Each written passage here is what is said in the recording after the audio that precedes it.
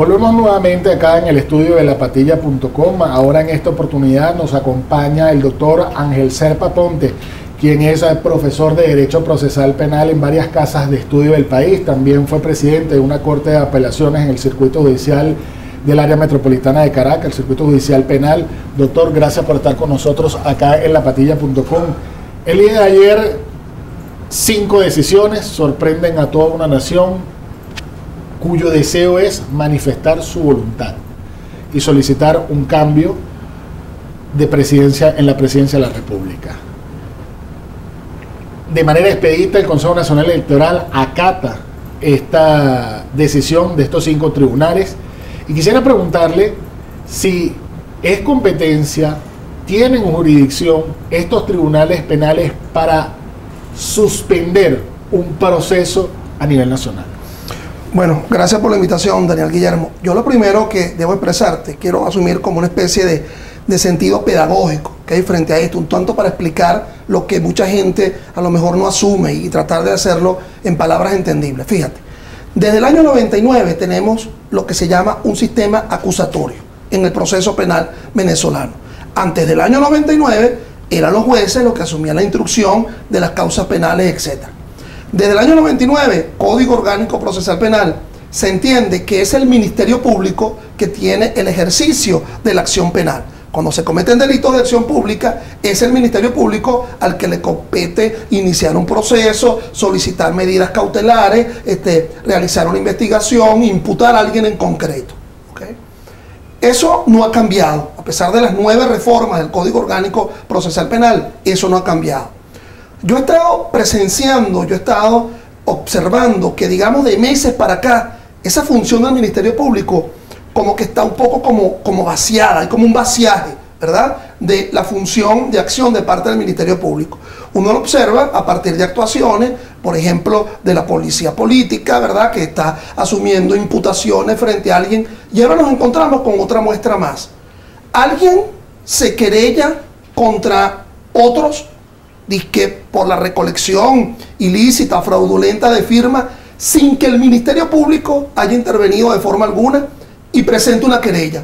Y esa querella condujo a una medida cautelar. Las pautas de las querellas que están descritas en el Código Orgánico Procesal Penal no le dan atribución alguna al querellante de solicitar una pretensión cautelar.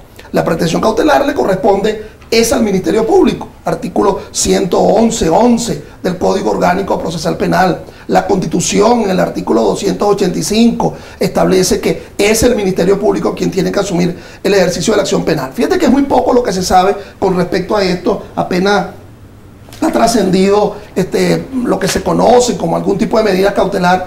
Pero fíjate, tomando como muestra la que se dictó, la decisión de ayer, la que se dictó, en Bolívar, ¿no? La que se dictó en el estado Bolívar.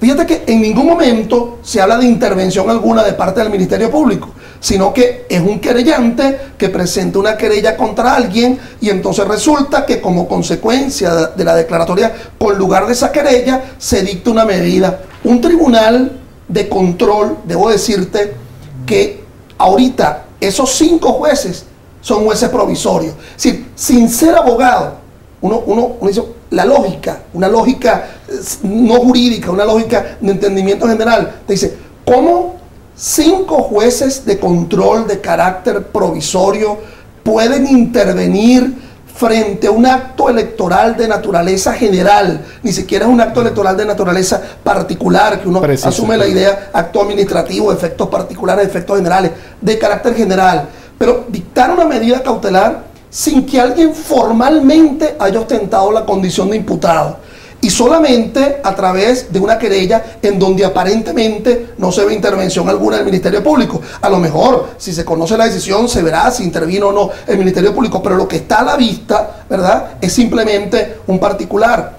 una retahíla de delitos que allí se mencionan, tanto delitos que se menciona uno del Código Penal como delitos... ¿Cuáles son los delitos electorales, doctor? Fíjense, los delitos por los cuales se está mencionando, por lo menos en esta decisión, ¿verdad?, que ocurrió ayer en el estado Bolívar, el que dicta la decisión es el tribunal, un tribunal de control del estado Bolívar. Entonces hablan de los siguientes delitos: presuntos coautores de los delitos de falsa atestación ante funcionario público, aprovechamiento de actos falsos, suministro de datos falsos al poder electoral agravado y agavillamiento. Es decir, delitos que se encuentran ubicados, ¿verdad?, según esto, en los artículos 320 al 323, 286 de la Ley Orgánica de Procesos Electorales y el artículo 286 del Código Penal. Debo decirte algo. Ese Código Orgánico Procesal Penal, esto comienza mal desde el principio. Este Código Orgánico Procesal Penal establece que el querellante tiene que ser la víctima, ¿ok? Que siempre quien puede presentar una querella penal tiene que ser la víctima de delito penal. Y miren, ¿cuál sería la víctima si supuestamente alguien recogió fraudulentamente una firma? Si se supone que es para un proceso revocatorio del presidente de la República, no sería otro más que el presidente de la República. Es decir, el presidente de la República es quien debió haber interpuesto la querella a los efectos de lograr por lo menos que el Ministerio Público asumiera una imputación. Fíjate que este vaciaje del Ministerio Público en el ejercicio de la función, uno lo está observando desde finales del año 14. Fíjate lo que pasó con los alcaldes, ¿verdad? Los alcaldes que fueron condenados por la Sala Constitucional. Yo me imagino que en esa condena que hizo la propia Sala Constitucional, un fiscal que estaría allí vería al otro y le diría, mira, pero tú imputaste. No, yo no he imputado de forma alguna. Y entonces eso viene... Está el caso de Coromoto Rodríguez, está el caso de Alejandro Puglia, está el caso ahora bueno, que los alcaldes han tenido que acudir al Ministerio Público, el alcalde Osmolanqui, el alcalde Ocarí, porque el SEBIN llega, se presenta dando citaciones y prácticamente una manera, se podría decir que es para intimidar, se podría hablar de un terrorismo judicial, ¿qué se podría decir allí, doctor? Bueno, terrorismo judicial era una expresión que se acuñaba antiguamente, que se decía utilizar la vía penal para resolver asuntos que son netamente del ámbito electoral. De todos es sabido, ¿verdad?, que a partir de la Constitución del año 99 se creó no solamente el nuevo poder electoral, sino que se creó una sala electoral por la cual constitucionalmente y por las leyes electorales es quien tiene la atribución frente hasta a desafueros, frente a problemas de carácter electoral. Yo creo que ahorita lo interesante es cómo esto se resuelve. Yo creo que ahorita, como lo decía ¿qué pueden hacer los ciudadanos? Un gran ¿Qué pueden maestro, hacer los abogados? Alberto Arteaga, en un Twitter que le leí anoche, que decía, ahorita no es el momento para abogados, ahorita es el momento para actuación política, es decir, se requiere una respuesta política. Pero yo creo que esto requiere una inmediatez desde el momento que se dictó la decisión. Yo te podría decir que frente a esa decisión pudiéramos intentar un recurso de apelación ante la Corte de Apelaciones, ante las 5 cortes de apelaciones.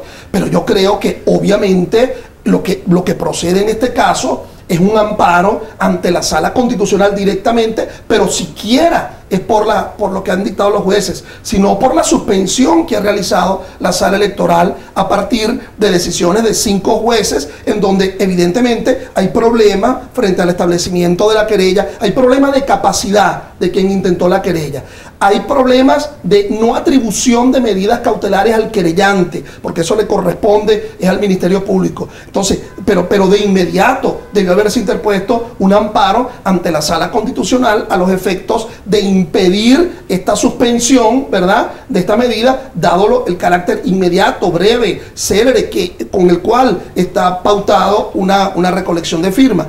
Por lo que además, si hubiese alguna firma que fuera fraudulenta, ella ya fue descartada del cúmulo de firmas, ¿verdad?, para la cual el órgano electoral convocó el acto electoral, pues. Doctor Serpa, si observando varios acontecimientos y en materia jurídica o su percepción, su consideración como catedrático, estamos en democracia todavía, ¿qué debemos hacer los ciudadanos?